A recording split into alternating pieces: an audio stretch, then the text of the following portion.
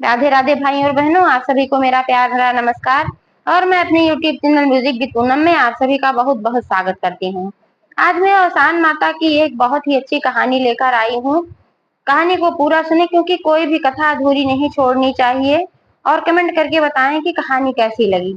अगर पसंद आए तो ज्यादा से ज्यादा लाइक करें, शेयर करें।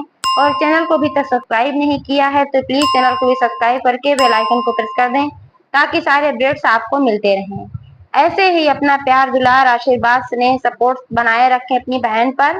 तो चलिए कहानी को शुरू करते हैं। एक बार प्रेम से बोलो औसान माता की जय। एक समय की बात है। एक गांव में दो देवरानी जेठानी रहती थीं। दोनों ही निसंतान थीं। दोनों के भी बच्चे नहीं पैदा हो रहे थे। दोनों ने बहुत इलाज कराया, डॉक्टर वैद्य को दिखाया, लेकिन कोई लाभ नहीं हुआ। इससे वे दोनों बहुत ही दुखी रहती थीं। एक तो वंश न चलने की चिंता कि दो की दोनों ही निसंतान थीं। वंश चलेगा तो कैसे, कौन होगा वारिस। ऊपर से बाहर वालों के ताने सुन सुनकर दोनों बहुत परेशान हो गई थी।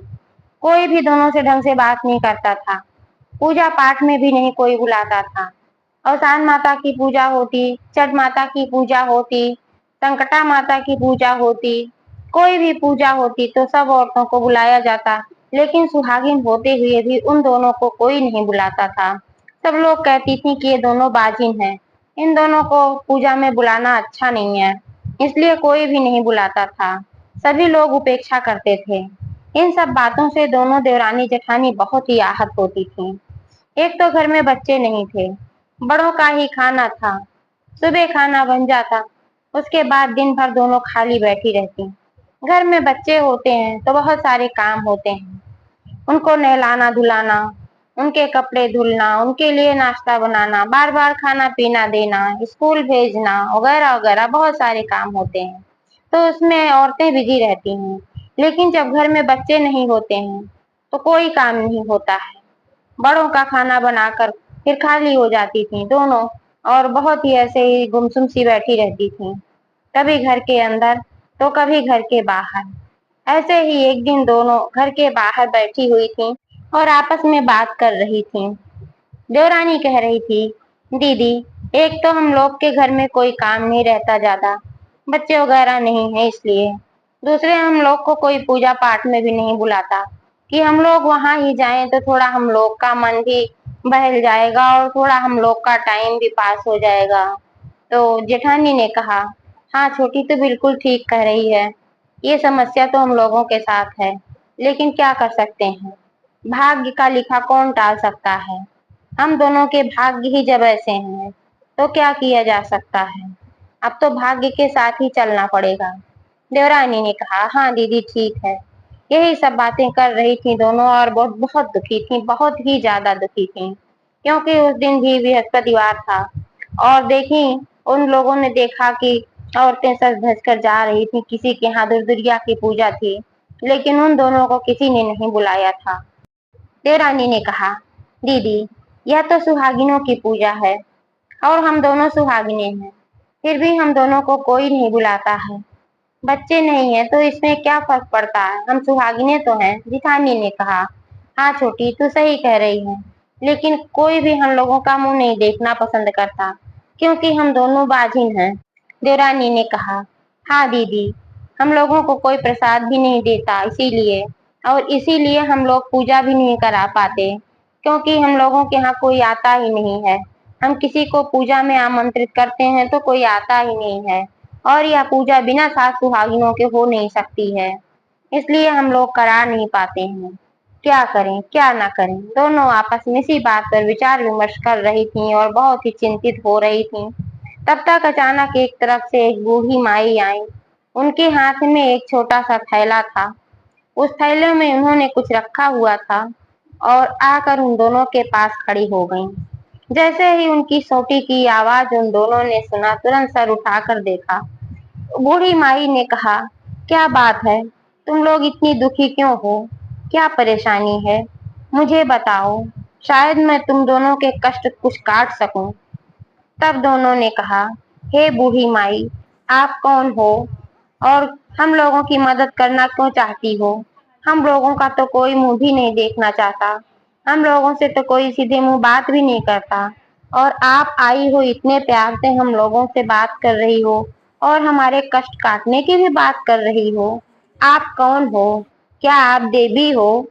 तब बूढ़ी माई ने कहा, हाँ बच्चों, ऐसा ही समझ लो। जो भी है, तुम लोग अपने अपने कष्ट बताओ, क्या परेशानी है, शायद मैं दूर कर सकूं। जब बूढ़ी माई ने ऐसा कहा, तब दोनों देवरानी जेठानी ने अपनी समस्या बताई। दोनों ने ही कहा, हम लोगों के कोई संतान नहीं है, इस वजह से हम लोग दुखी तो हैं ही। समाज से हम लोग बहिष्कृत हैं। हम लोगों को कोई पूजा पाठ में नहीं बुलाता। हम लोगों का कोई मुंह नहीं देखना चाहता, कोई बात नहीं करता। इसलिए हम लोग बहुत परेशान हैं। क्या इसका हल आपके पास है? आप हमारी समस्या दूर कर सकती हैं।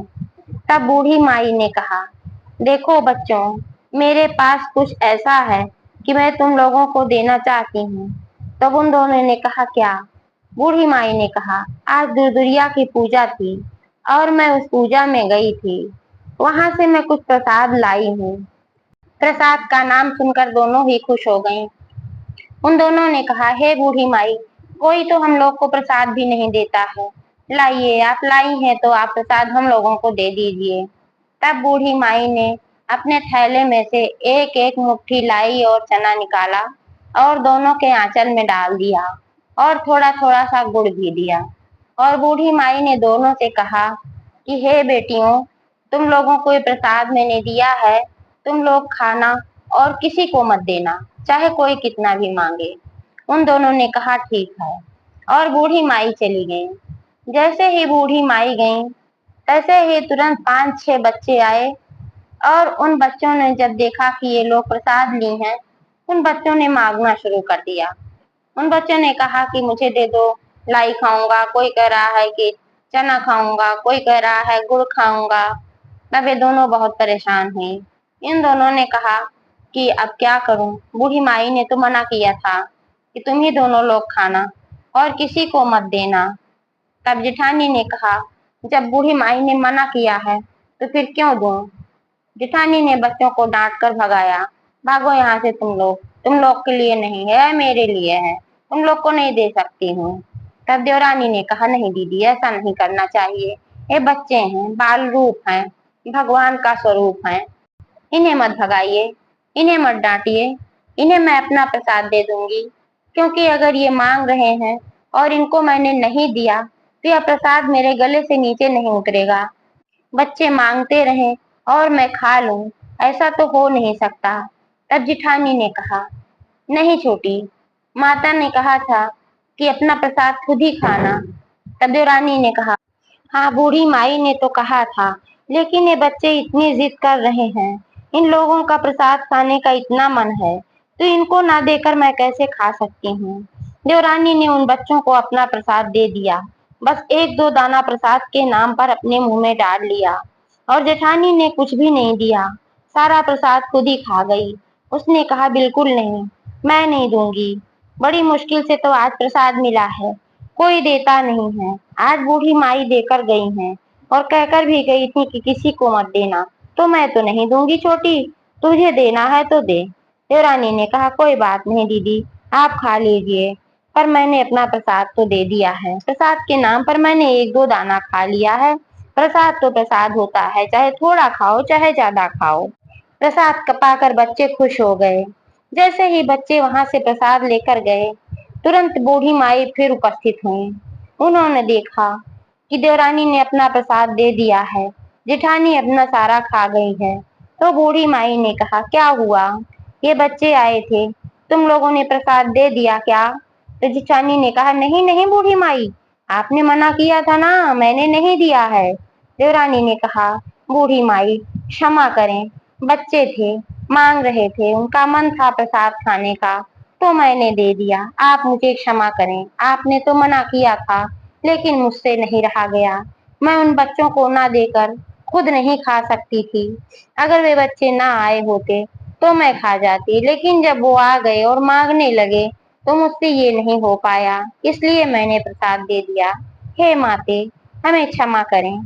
तब बूढ़ी माई ने कहा, इसमें क्षमा करने जैसी कोई बात नहीं है बेटी, तूने बहुत अच्छा काम किया है, तेरी दयालुता देखकर मैं बहुत प्रसन्न हुई हूँ और तू बच्चों को पालने की योग्य है। इसलिए मैं आशीर्वाद देती हूँ कि तुझे 9 महीने बाद पुत्र रत्न की प्राप्ति होगी। और जिठानी को कहा, तुम्हारे अंदर तो दिल ही नहीं है, तुम्हारा दिल तो पत्थर का है। इतने छोटे छोटे बच्चे आए और प्रसाद मांग रहे थे, तुमने नहीं दिया, केवल अपना भला सोचा, दूसरे के बारे में बिल्कुल भी नहीं सोचा। तुम बच्चे पालने के योग्य बिल्कुल भी नहीं हो, इसलिए तुम्हें इस जन्म में तो कोई भी बच्चा नहीं पैदा होगा, ना पुत्र ना पुत्री।